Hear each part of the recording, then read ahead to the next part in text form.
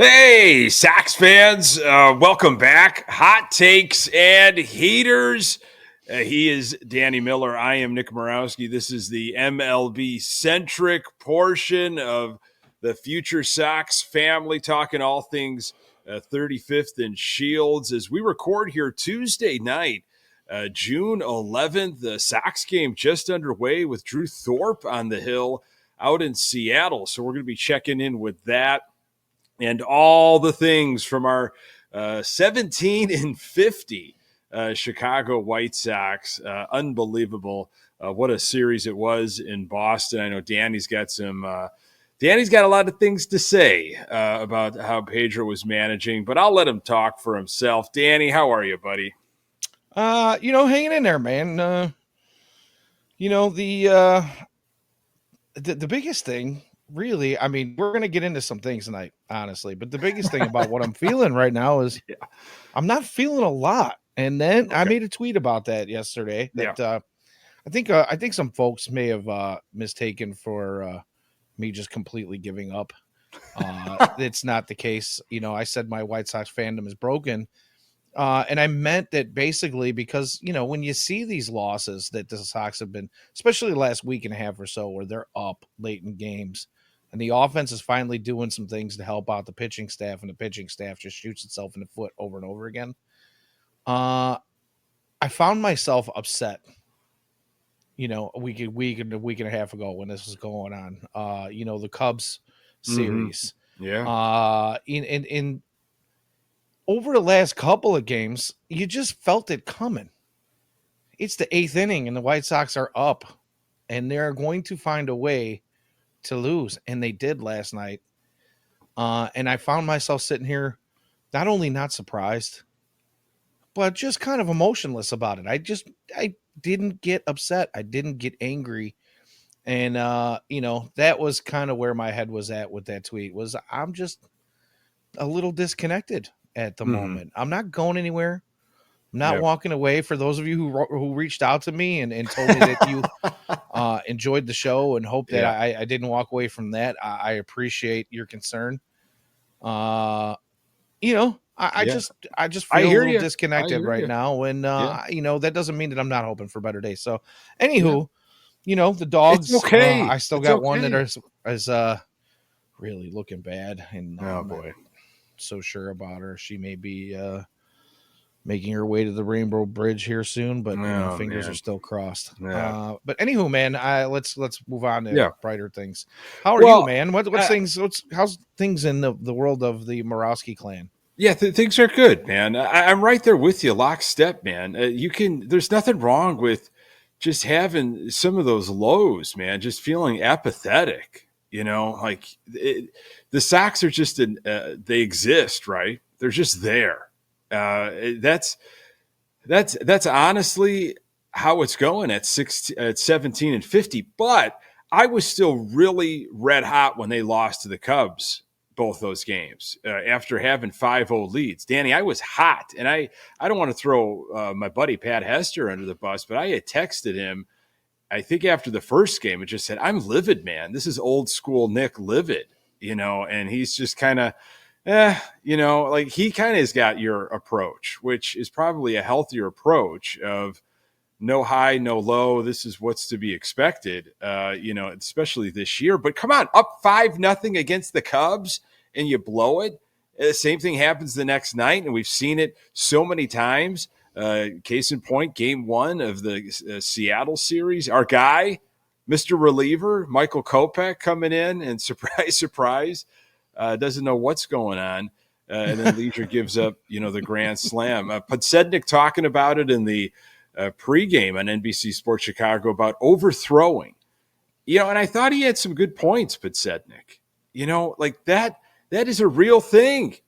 If you're squeezing a little bit, if maybe you don't have your best stuff and you're like, well, I've got this, I could have this triple-digit fastball. Let me just ramp it up. And Danny, when you overthrow, everything gets out of whack in terms of mechanics. Yeah, I 100% agree. And real quick, newsflash here on Tuesday evening, if you're watching live, and if you're listening to the recording later on this week in the podcast, Martin Maldonado actually just had himself a little slow base hit that turned into an RBI with bases Wow. loaded here in the top of the Unbelievable. second. Yeah. So Get those what was he like? ballots in. 0 for 30. What was it? 36 or 37? Drew I don't even Bogues know. in the chat says first hit since May 11th. Hey, thanks for that, Drew. Appreciate you.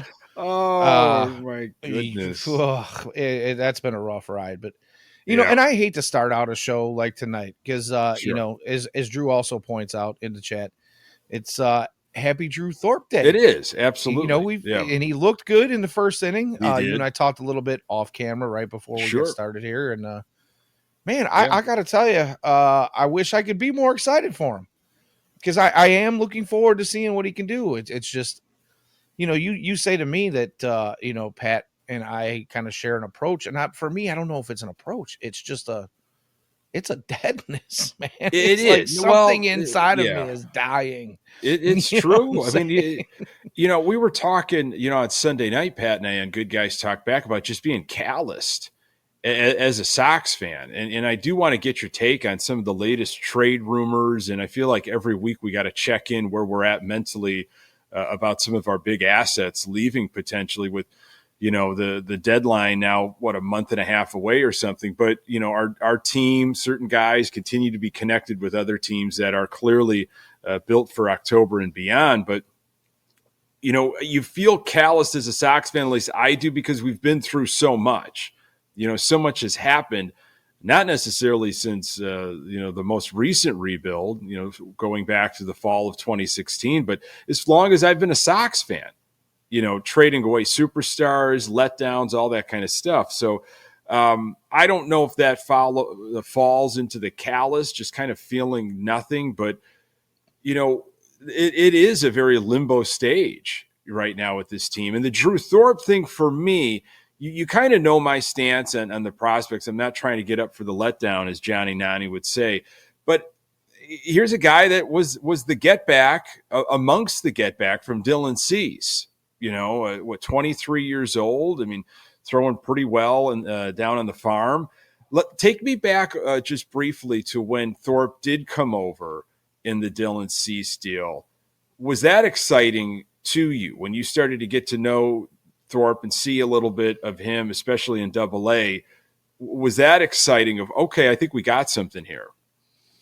Yeah. So for me, I don't know if you'll remember, we did talk about this a little bit. We did. Yeah. And I did not share a lot of folks' enthusiasm with him being the headliner in that deal. I thought Jacob Iriarte, or I'm sorry, Jairo Iriarte was going to be the guy there that was going to, possibly come here and do some things. I felt like Drew Thorpe's lack of velocity on his heater, as we are part of it here, we are hot takes and heaters. Absolutely. But his fastball only touches about 92, 91, 92 on average. But he's got that drop off the table, 81, 82 mile an hour changeup that everybody talks about. That's bread and butter. And it is phenomenal. So I wasn't, totally sold on that because I figured guys in AA and AAA might, figure this thing out and catch up to it. When they time it up, it was going to get, banged around a little bit. But if you look at his numbers across all his time in AA, even before the White Sox here, he's got close to 200 innings pitched and 200. He's over a strikeout per inning. His whip is in like the 090s, like 091, I think, across all his time in the minors. Dude's doing some good stuff. Mm-hmm. And I am here to, eat a little bit of crow. I did not think that he was going to be able to keep it together for as long as he did. I will admittedly say I was wrong, and I hope that translates here at the MLB level, because I do believe that the White Sox organization see him as part of their future. So, here we are, FutureSox, talking about the future. Yeah, I mean, this is I think something we've highlighted since we kicked this show off. It's just FutureSox is going to play an important role, I think, in the fandom and in the way Sox fans consume information, especially this year. I mean, it's always an important go-to, but especially this year when there's so many guys that we're going to see at the big league level, and then what the trade deadline is going to look like, and that what August and September are going to look like with folks in a White Sox uniform. But he's as Drew mentioned, he does have the stash, so I like that. He's got kind of like a short arm. He doesn't have a long extension like a Verlander. Justin Verlander has that long extension. He brings that arm all the way back. Drew Thorpe looks like he's got that kind of short arm, hides the ball, and not a terribly long stride. But that could be deception. When you hide the ball really well and you don't have a high velocity, that ball gets up on you quick though. If you can keep that ball hidden for as long as possible, it feels maybe a few miles per hour quicker when you're hiding it. So look, anyway, he's going to have jitters. This is his first go around. We saw what happened with Seattle, and they got some thumpers. They got some guys that can hit. But look, I think what Podsednik was talking about in the pregame was, or maybe it was Beckham, just kind of do what you do. Like it'll translate. Trust your stuff. Don't try to overthrow. Don't try to do too much, which is really difficult to do when you've got all those nerves. You got family there. You're on the road. But yeah, this is the taste of the future, and let's embrace it. I'm trying to stay positive here, Danny, even though I've been burned so many times. I just want to see this guy look comfortable and not terribly overmatched. Nope. All right, way to go. Sorry. No, I'm watching just, too. Yeah. Just watching the game. Wait a second. Did he field his position? Did he actually field his position, unlike Michael Soroka over the weekend? Oh my goodness. Yeah. So Thorpe made his way over to first base to cover on the play. Wow. To PFP. Yeah, exactly. Vaughnio kind of scary sometimes a little bit with a mishandle there, but he was able to keep it in front of him and recover and get the ball over. But yeah, he has done it twice this game. It's nice to see that he has got the mental acumen to get over and field his position nicely. And so far, here we are. We're 1 out. Make that 2 outs into the second inning, and he's only 18 pitches into the game here. So, I don't know how deep I expect him to go today. He is a guy who is fully stretched out over the last couple of seasons. So, you hope to see 90, 100 pitches out of him, but it is his debut, and I wonder if they're going to kind of, take it lightly with them and just try to get through this game. But we'll see. Bullpen's been taxed a lot lately, and I would absolutely love to see him go 7 or 8 if we could, but again, don't want to put that pressure on the Rook. Didn't Fetty go 7 on Monday in game 1? He went 7 and he looked pretty good. Game looked like in hand, It's 88 or 89 pitches and was still cruising. What else can you ask for? There goes a long ball. Looks like his first double given up there. It's going to happen. He's going to get touched up here, but let's see how he responds, after giving up like something like that. So since the last time we talked, Nastrini went again. And that was, I believe, that was on Saturday. That was the Hawaiian shirt game that I was at, which was a lot of fun. Saw Gavin Sheets grand slam, which I never thought I'd ever see. And just a fun atmosphere. We had a little bit of rain, but pretty good crowd because of the Hawaiian shirt. And brought my son again, and he got to see another home run, this time a grand slam, eating a helmet Sunday.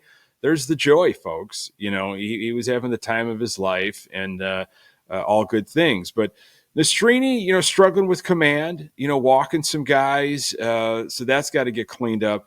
And then we saw Cannon again. I believe he came in for a 3-inning save in that Boston series. So of those two, do you have a guy that you're like a little bit more excited than Cannon or Nastrini, as we kind of plot along this year? Yeah. Well, and I've been on the guy that I'm about to talk to for longer than the other. And that's going to be Jonathan Cannon. Okay. Just because Jonathan Cannon's been part of the White Sox system for longer, I've paid, obviously more attention to him than Nick Nastrini. But Nick Nastrini, I'm not. The thing about Nick Nastrini is he's not one of those guys, even when he was brought over in that trade last year, that I thought was going to be like a top of the rotation guy or potentially could be. If anything, he's going to be lower middle to back end rotation guy, maybe even long reliever. Thing with him is he's just got to find a little bit more consistency. He's got an outstanding slider. We've all seen Mm-hmm. that. Yeah. Anytime he comes up, but the problem is again, he doesn't spot his fastball very well. He when he does, it looks great, but he misses a lot, and he doesn't challenge hitters when he misses. He's not, just outside of the zone where you might get some swing and miss. He misses too far. And the other thing is his curveball, I feel like, is just, again, not one of those pitches that's super challenging. And if he doesn't place it right, it's going to get, he has a tendency to hang it every now and again. It's a bit of a get me over. Yeah. Yeah. And it's gonna get pounded on if he continues to throw it the way he has.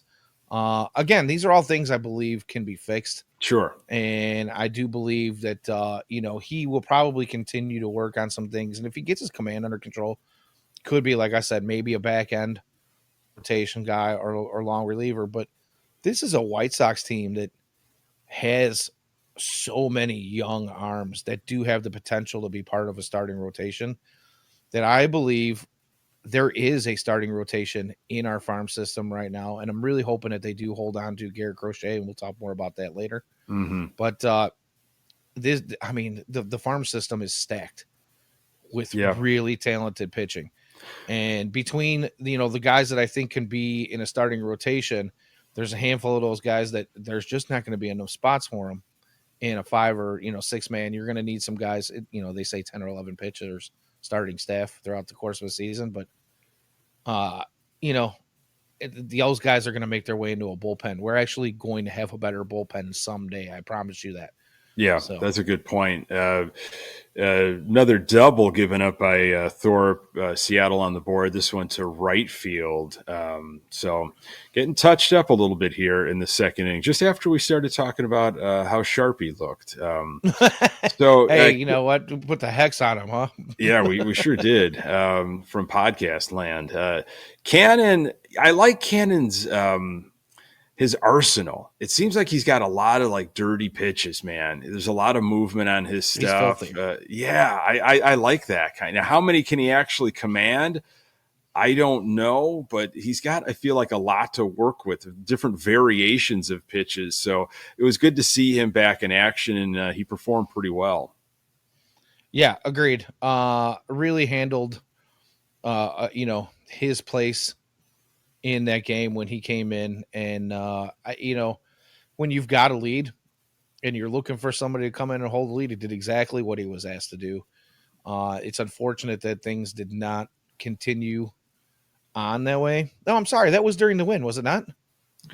I feel like it was. It was a 3 inning save. Yeah. You're right. I'm sorry. What? I apologize. There's been so many losses and blown games where we have a lead. But no, Cannon actually, you're right. It was a 3 inning save that he just looked fantastic in. Again, a guy that we've talked about a little bit here. And when you talk about his arsenal, I think it was Ian that told us he has like 9 pitches. Yeah, he can throw, but he's really honed in on 4 or 5. The fact that if one of those 4 or 5 that he's honed in on isn't working one year, he might be able to go into the offseason and retool one of those 3 or 4 that he's not using and pull it out of his bag of tricks when MLB hitters figure him out. So that's something interesting to kind of keep an eye on in the future for him. That is that's a good problem. Sometimes you can have, of course, too many. It's like you might be a jack of many trades, but master of few. However, to evolve and to readapt when hitters are adapting to you and you haven't even shown them some of the other things that you've got in your arsenal, that's the patience game. That would be pretty coy. I'd like to see that. And then in the off season, it's like making alterations on some of those pitches, from different angles, perhaps at different speeds. It's like once you kind of have mastered it, well, now you can really fool around with it and see what else it can do for you. at different spots in the account and, to different batters and stages in the game, especially second or third time through a lineup if you so fortunate to get to that point. So, you talk about arms and everything that we've got in AA and in the farm system right now. And, more trade conversation since the last time we talked. Gosh. And I'm not just talking about the, Buster Only's account that was hacked that freaked everybody out with the Phillies tweet that they've acquired Luis Robert Jr., but Phillies are interested in Luis Robert Jr. They're interested in Tommy Pham, I guess, Garrett Crochet commanding a lot of attention. And they talked a little bit on the pregame on NBC Sports Chicago. And I get Ozzy's impression is very much, think with your head, not with your heart. I think there's a lot of Sox fans that, rightfully so, would be crushed if Luis Robert Jr. was dealt or Garrett Crochet. I get it.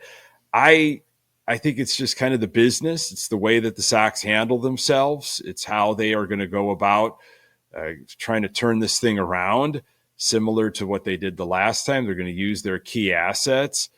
I, again, don't know if anybody's going to be able to cough up the prospects or the return for a guy like Luis Robert Jr. And I'm really curious of what teams are looking at Garrett Crochet and how they would use him moving forward, especially this year. I mean, both guys have had, of course, injuries on their resume, and the reports are out on Luis Robert Jr. and how little body of work really he has. He's been healthy just about just about every single year he's, put on a White Sox uniform, some extensive stuff. So they asked about the return, and Ozzy wanted pitching, Danny, and Chuck wants bats, wants position players, wants bats.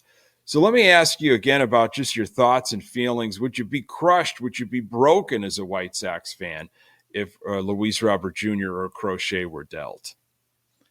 I don't know about crushed or broken, because I think my opinion on that would probably relate more to what came in return if either one of those guys were gone. I mean, if the return is monstrous, which it would absolutely have to be. Yeah.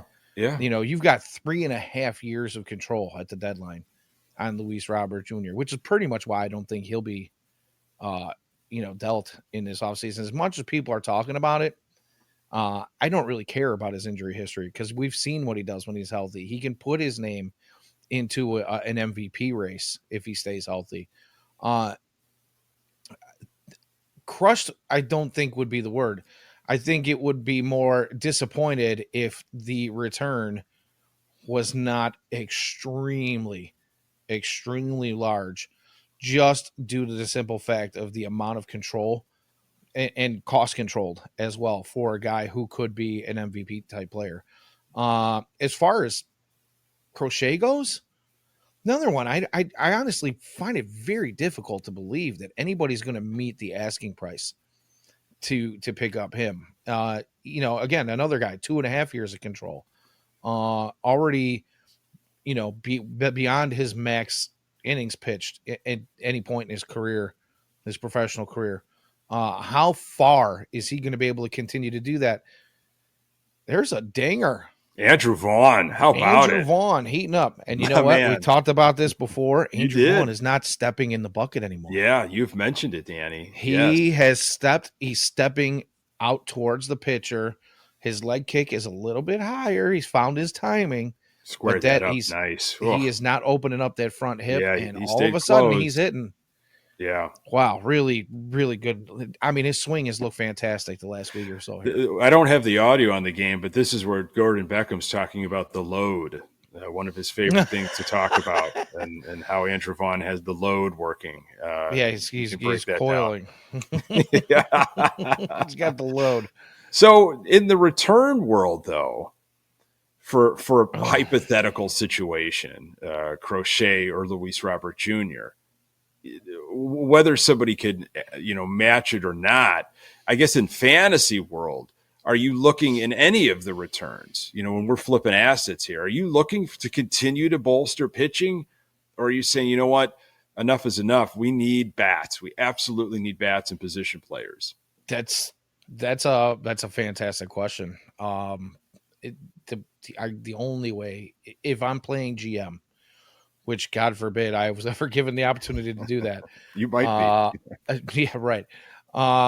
If I'm playing the GM, if I'm playing the role of Chris Getz here, I'm first looking at the team that I am dealing with and what they have to offer.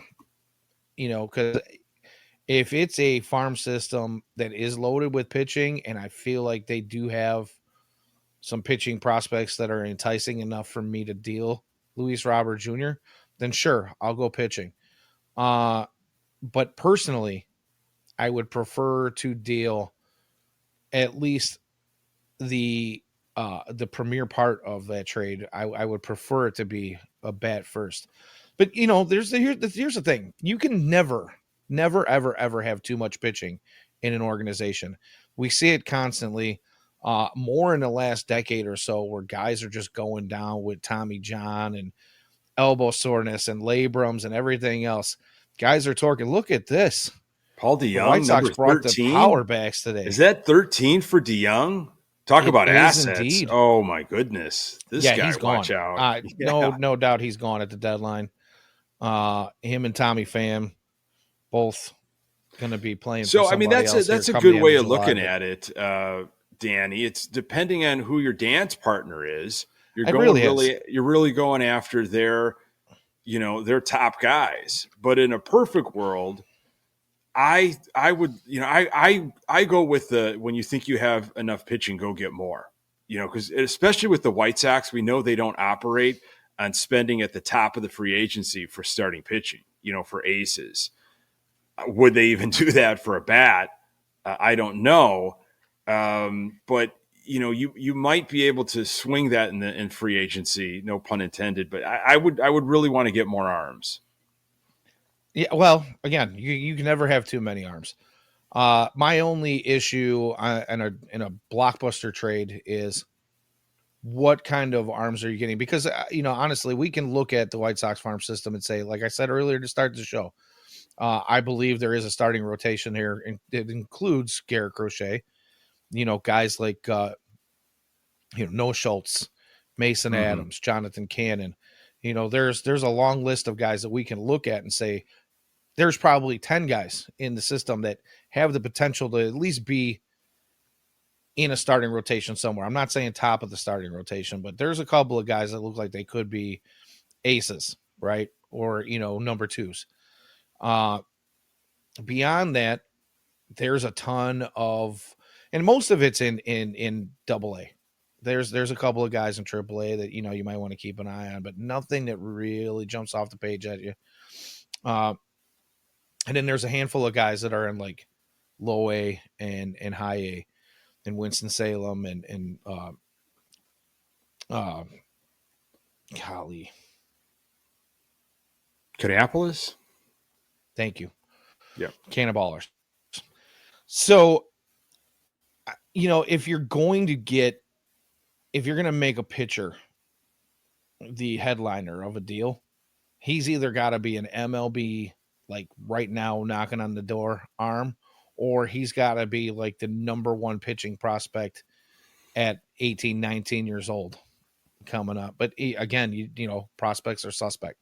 So it's difficult to say. Like, again, it really, the only way I can answer this question honestly is depends on what organization we're making this trade with and what's in their farm system. And I understand Ozzy's thoughts of, I want pitching, because we're looking at a White Sox team that has really struggled in that department this season. And it's easy to look at the here and now and say, this is what I want. But for guys like us who follow, or at least myself and some of the other guys in FutureSox that follow the farm system, I really honestly believe we're pretty strong in that department. Not to say we can't get stronger, but I really, really, really want to see some more bats in that system. Yeah, I do too. I think it really does come down to who your dance partner was, and who's asking and who's making the requests, and the gamble of Chris Getz saying, well, that's a hell of a package. However, I'm wondering if I hold on until a team that maybe has bats, for example, joins the conversation in the offseason or something. Or does a deal look so damn good, in mid to late July when teams start getting really crazy, where he's like, my preference was bats or my preference was whatever, but look at this crop of players. Right. I gotta strike now because you just don't know what could happen moving forward. So that's on him. That's obviously going to be, his decision, and whoever he trusts and whoever he's surrounded himself with, namely those two guys. But there's, of course, other players that will be checked in and that will be off of this team by the trade deadline. A guy that very well might not be off this team is Pedro Grifol, Danny. Oh, There were a couple reports this past week, one from Rosenthal in The Athletic saying that it's almost like a foregone conclusion. It's just a matter of when this happens. But then Bob Nightingale a few days ago said that he's could be very well safe throughout the rest of this season. Pedro has, answered some of the questions. I'm a White Sox until I'm not a White Sox, and I'll deal with it when I deal with it. And so he's getting peppered with the questions. I'm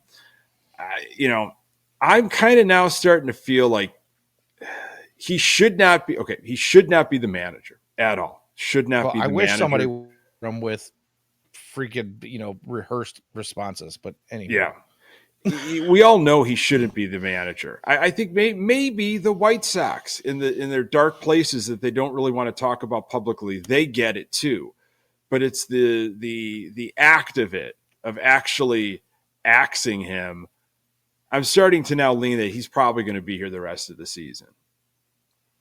Well, I don't know how many of our listeners on Hot Takes and Heaters follow the rest of FutureSox. So I'm assuming it's quite a few, but I don't want to harp on this too much. But, if anybody listened to James and Ian on Sunday evening, they kind of talked about that Bob Nightingale thing a little bit. And James pointed out that Bob Nightingale is one of those guys who will drop a nugget that's kind of, obscure-ish, and it's one of those things like I'm kind of just slightly talking about the future, and then the future comes and you're like, oh, Bob Nightingale had that. And he seems to be the whisperer, man. He seems to be the White Sox whisperer often. Yeah, and if you read between the lines, you can kind of go back and see like, oh, well, he had it. So I do unfortunately believe that Pedro's not going anywhere this season. Now, come off season might be a completely different story. I personally would, I'm of the thought that I fire him into the sun right now. Yeah. I'm with everybody. And I know it doesn't make that much of a difference. I know the White Sox aren't going to win a bunch of games. I know they're not going to compete for the division.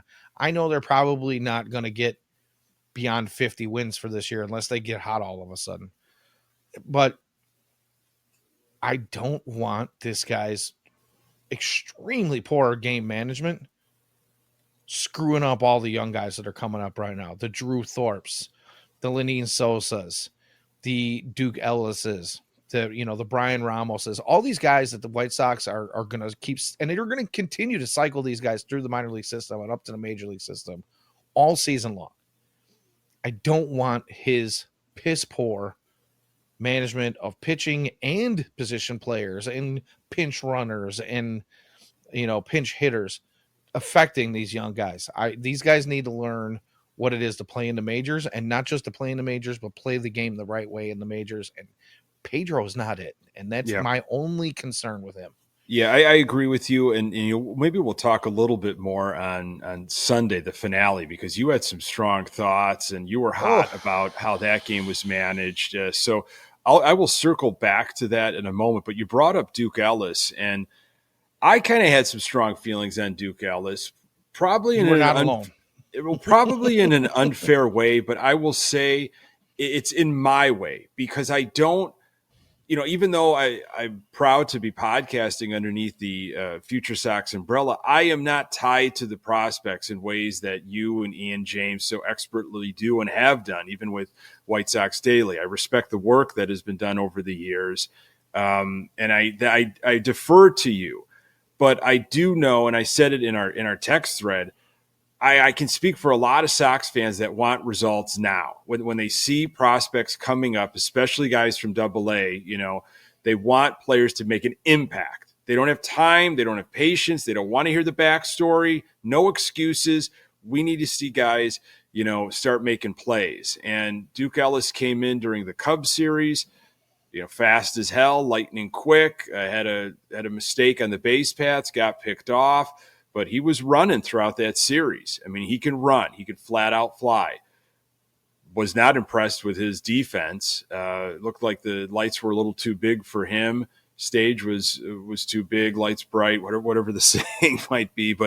And then his arm. When I saw a look at the arm on Sunday, that was nothing to write home about.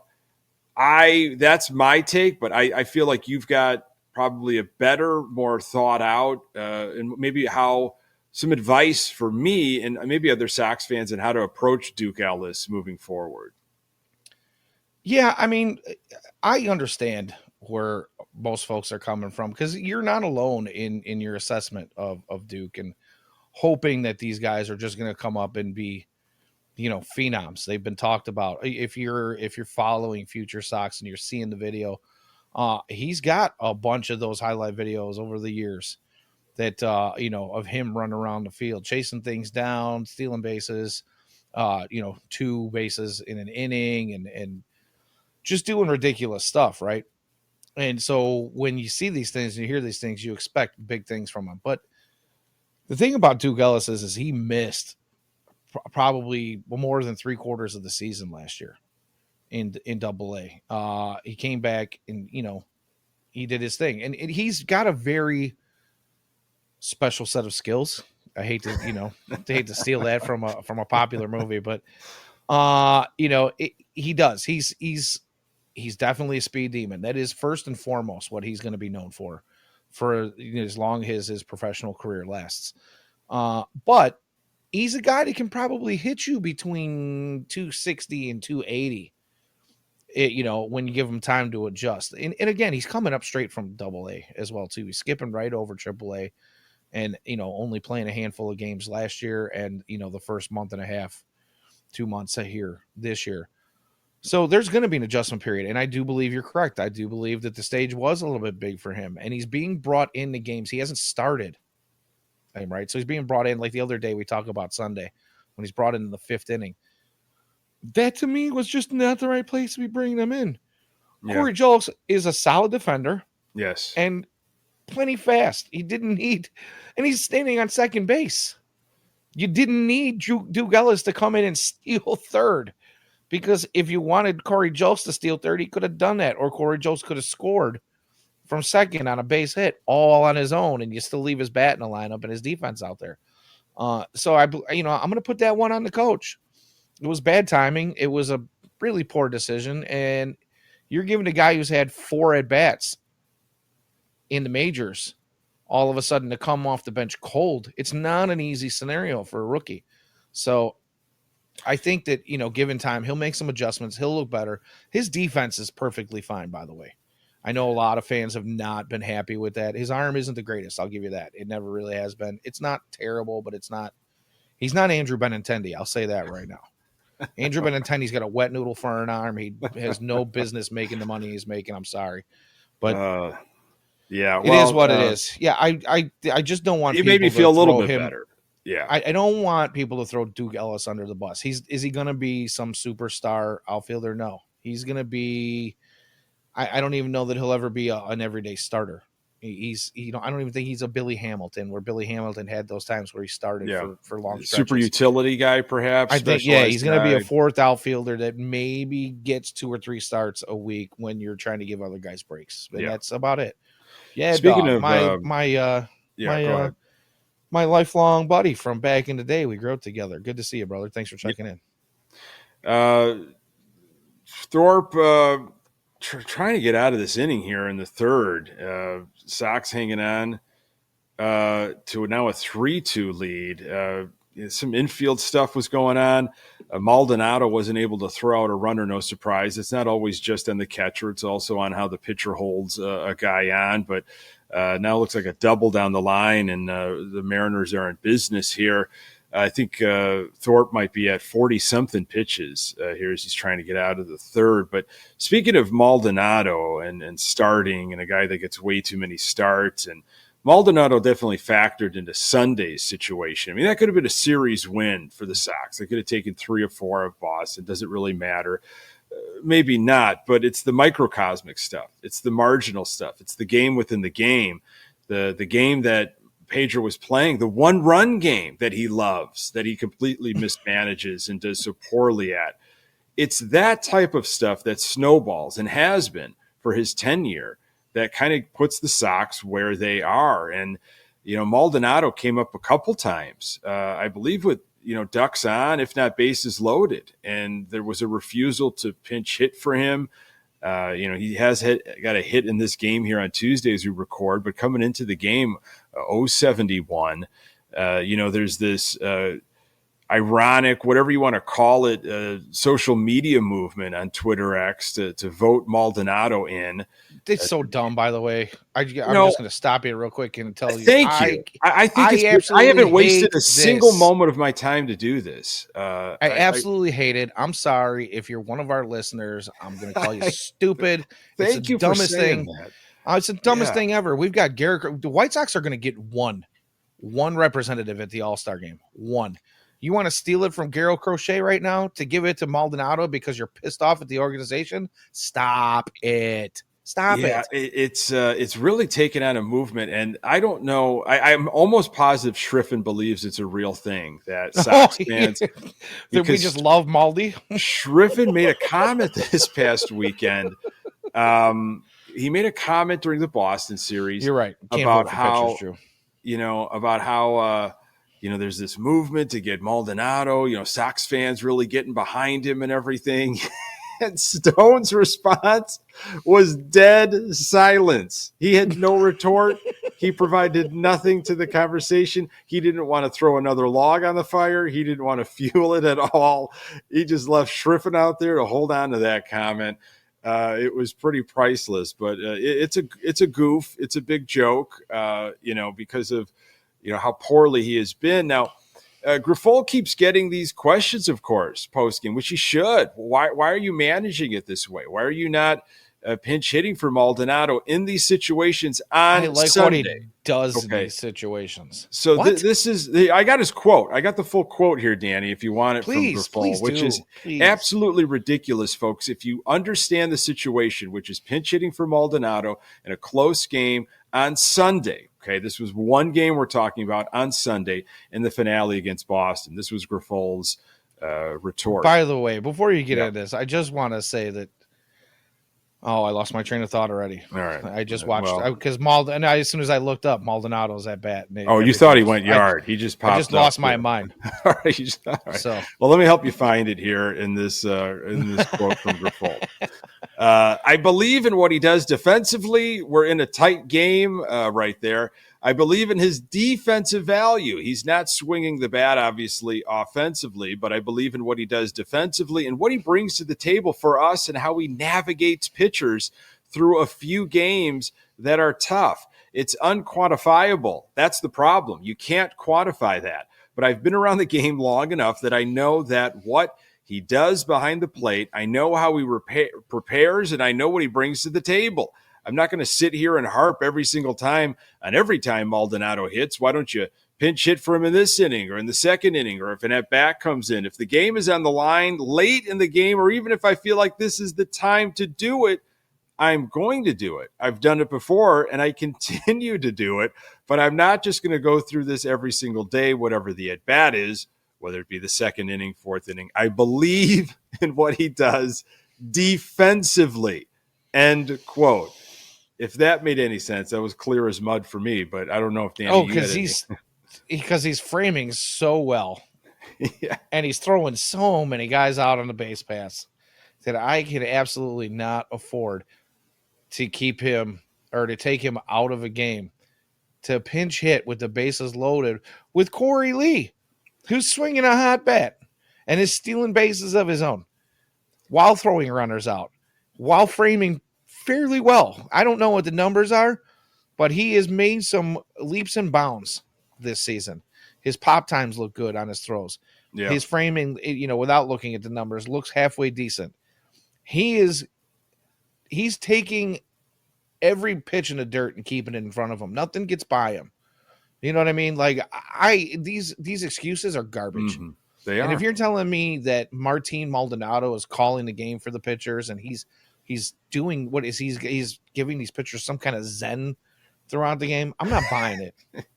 I'm not buying it. It's all bullshit. It's this veteran defense, and it is it's really it's gag worthy. It's gross. I really enjoy Corey Lee. We've got some issues beyond the major leagues in terms of catchers. I think Max Stassi just had a season-ending surgery, and so he's done. I mean, we're kind of stuck with Maldonado, aren't we? I mean, are we? Chucky Robinson. I would take Chucky Robinson in a heartbeat. Yeah. There's what is it, $4 million for Maldonado? Is that what you throw away? Who cares? Who cares? You know what? If you like the way he calls a game so much or what he does for pitchers in the dugout, sign him, DFA him, continue to pay his contract as a coach. I don't really care. Bring up one of these guys who's on a rookie contract. They can come up and fill that void. I don't care. We do not need his bat in the lineup. If Pedro doesn't like the way Corey Lee is calling a game, call it from the dugout. Send the pitches into him. Let him use his pitch comm to send it to the pitcher and call it a day. The excuses are plentiful and they're all bullshit. Yeah. It's getting fired up. It's time for another one of my. There you go, man. Rip one. It was a tough week, and that's an understatement. Because Sox made history, of course, with their 14th loss in a row, in really pathetic fashion, with Danny Mendick on the mound throwing lollipops. Even though emphases are great, though, man. That was he got out of the jam. He got out of the jam. He didn't give up anything, but it's just classic. Like, you see this guy and Corey Lee, which I thought was so funny. I posted just a snippet. Corey Lee was trying to frame those Ephus pitches. He was. It was great. He was trying to bring him down into the zone. My favorite part of that was the post game show when Ozzie said he should Michael Kopech should sit down with Danny Mendick and ask him how he does it because he got out of the inning. He got a scoreless inning. So Michael Kopech should go out and talk to Danny Mendick about how to have a scoreless inning. And that's fantastic stuff from Ozzie. Isn't that in a way, like, it's not realistic? Like, Danny Mendick's not going to get through a season with a razor sharp ERA. But when you mix things up every now and then, and you throw guys off by changing your velocity and changing, obviously, the eye level, when you turn into a pitching machine that Michael Kopech very well turns into at times, where he just throws 98, 99 miles per hour, almost in the same spot, these guys will time it. They will get on top of that and they will crush it. All right. But when you throw them something maybe in the high 70s or 80s out of nowhere from a different arm angle, you're really making guys. You're really making guys look. Yeah. If you pull a Danny Mendick, Bugs Bunny, Ephus. But a guy that used to do it years ago, Jake Peavy. And he used to go all over. He would sometimes almost throw sidearm at times, giving hitters different looks at different times, especially when it was maybe the second or third time through the lineup. And, that's funny. I didn't hear that. There's a favorite of you that I'm surprised you haven't brought up in Johnny Cueto. Oh, Johnny Cueto. Johnny Cueto was the king of changing. He was the good. Quick pitch. Good call. Changing velocities, changing arm angles. Loved giving you different looks from all over the place. He kept hitters guessing. He would pause sometimes, hold it, the twist. I love Johnny Cueto. The fact that he still wants to play and pitch, and we could have had a Johnny Cueto instead of Mike Clevenger. Oh, man. That just burns me. By the way, I just want to give a huge shout out to Drew Bogues tonight, man. Yeah, I mean, everybody that's absolutely, in the man. chat is being treated to. I mean, he's on top of it tonight. He's keeping us abroad of what's going on in the game. He's just, I mean, he's killing it. So thank you, Drew. You're very much appreciated. We're Yeah. glad to have you here. Yeah, I've been trying to keep tabs on Thorpe as close as possible, but I appreciate the comments by Drew. Thorpe's at Hey, three we're visiting, strikeout man. series. He's still out there in the fourth. It looks like, what is that, 60 something pitches, one out in the fourth. Sox hanging on to that 1-run lead. I think this is good. This is good for Thorpe. Pitch with the lead, see how you can do. You mentioned we don't know how many pitches he's going to go. We don't really know what the plan is. I mean, would you think he's on some sort of limit? No, like I said, he's got over the course of last year and this year, I believe he's got basically about 200 innings, like 199 in the third or something. I think you let him go at least to 85, in my opinion.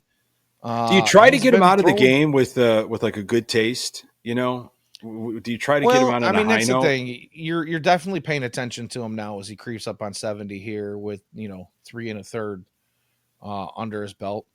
So you want to see what kind of where his command's at. Is he losing any velocity? Is the curveball not breaking the way it should? You obviously going to be watching all that stuff, but he's a rookie. You try to get him out of there with a lead, but the problem is the bullpen hasn't been able to hold a lead either way. So Exactly. I don't really Right. know if you're doing him any favors I by think this is yanking a him with a lead. singular. You're just eyeing in and zoning in on Thorpe, Danny. You're like, I'm just kind of looking at his body of work. I know what our bullpen's like, and I can't worry about like, oh, if I turn it over to the bullpen, I'm just here for Thorpe. I think that's how you kind of have to look at it. I mean, he's sitting, like Drew said, he's also got 3 strikeouts right now, 3 and a third into the game.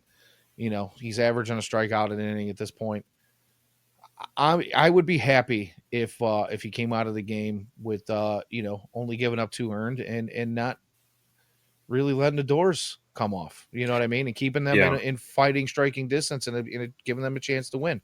What happens beyond that is not on him. So, yeah, I could see your point of trying to get him out of there and leave him some confidence. I do believe that they will probably give him more than one start before shuffling back down.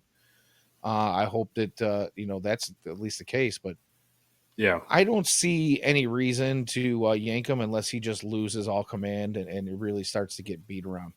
Yeah. Yeah, the breaking ball is usually a good factor, as you mentioned. When that thing has kind of lost its bite and you do not see him getting on top of that and kind of there's a little bit of fatigue, that's always a good sign. But didn't look 4 like it strikeouts. there. I mean, he looks like he's dialed in.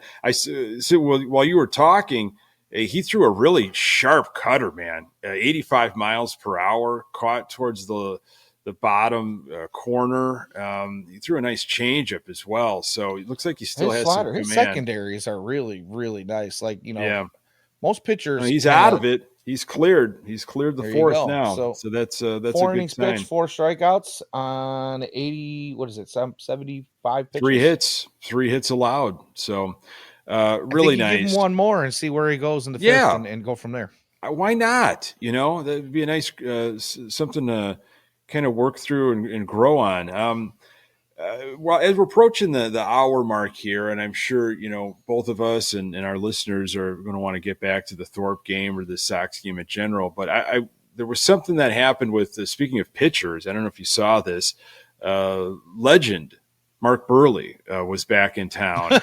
He had some things to say, didn't he? He had some things to say and talk about. If I could, I haven't smoked a cigarette probably in 20-something years. So this was tempting. When I read this quote, I was almost like, I'll take 2, please. Burley back in the booth during the Red Sox series and was having a conversation. I don't know if it was with Len and DJ but the question was asked just about, leaving, how all that happened. And this is what Burley had to say. I would have loved to finish my career in Chicago. Whenever I signed with Miami, We went to Jerry and said, this is what they're offering.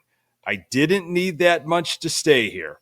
It did suck to not be able to finish my career here. So how And I about love that? that he said he went to Jerry. He didn't go to Yes. Rick or Yep. Kenny Yeah. or anybody else, and I believe this was still under the guise of Kenny being the GM, even though Rick was, Rick was here, but I don't think he'd been given the keys yet. The fact that he said, I went to Jerry, we went to Jerry. Yeah. What does that tell you?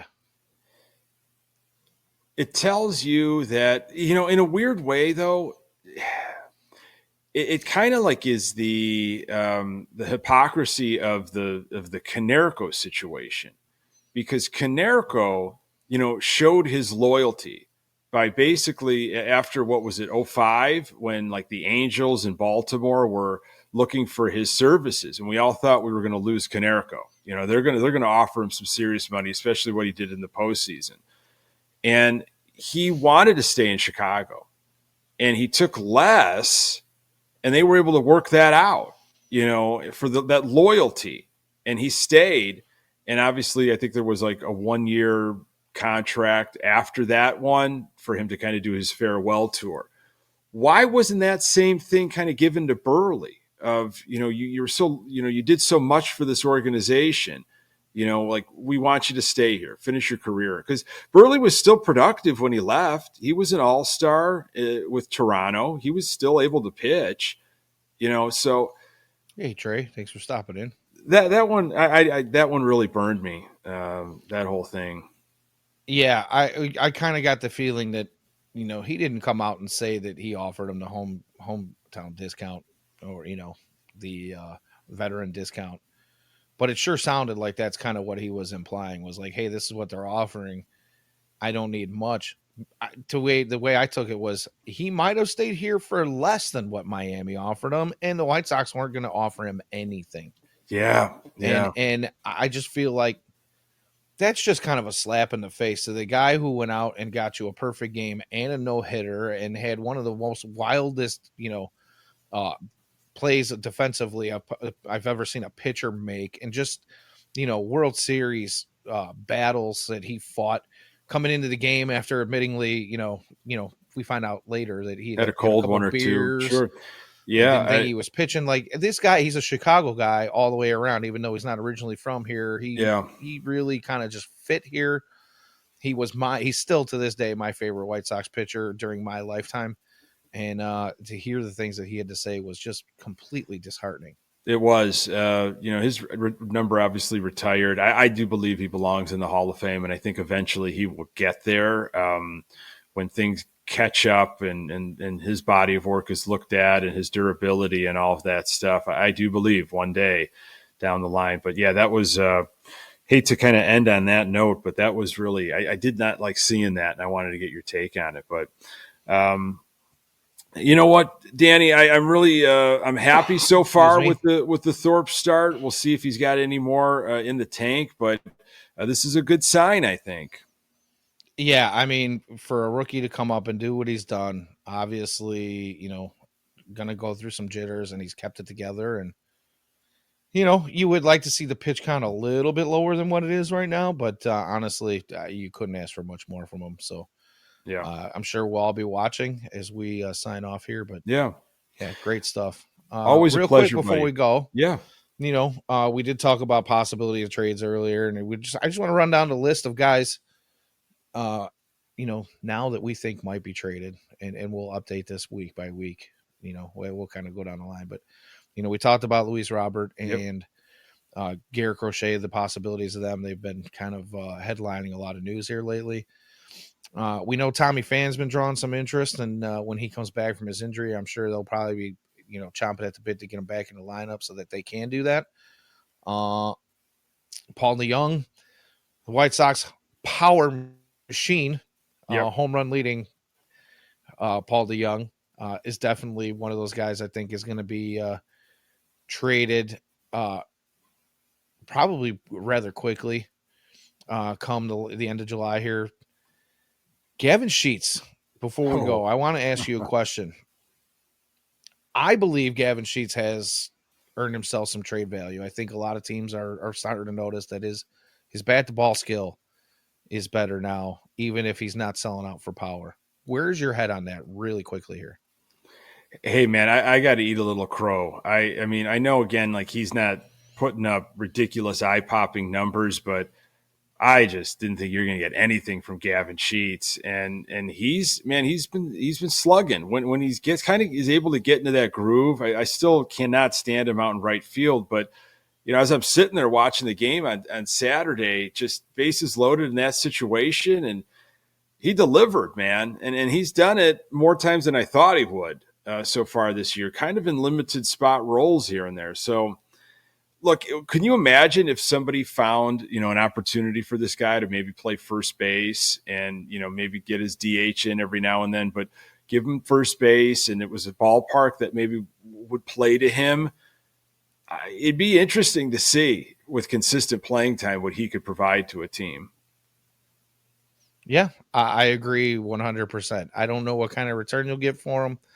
But if the White Sox are looking to sell off anything that has any kind of value, I imagine he may be a guy we do not see in August. Yeah. So I think that's a good point. We will update this list as the weeks go on for sure, as there's more rumors and speculations happening. But as we sign off here, Thorpe's still dealing in the fifth. He's got one out. Sox hanging on to that one-run lead as we timestamp that. Trey says over under at 5.5 trades, 5.5 guys being dealt. I'd say that's a good over and under spot to put it at 5.5. I will go. Ooh, I'm a horrible gambler.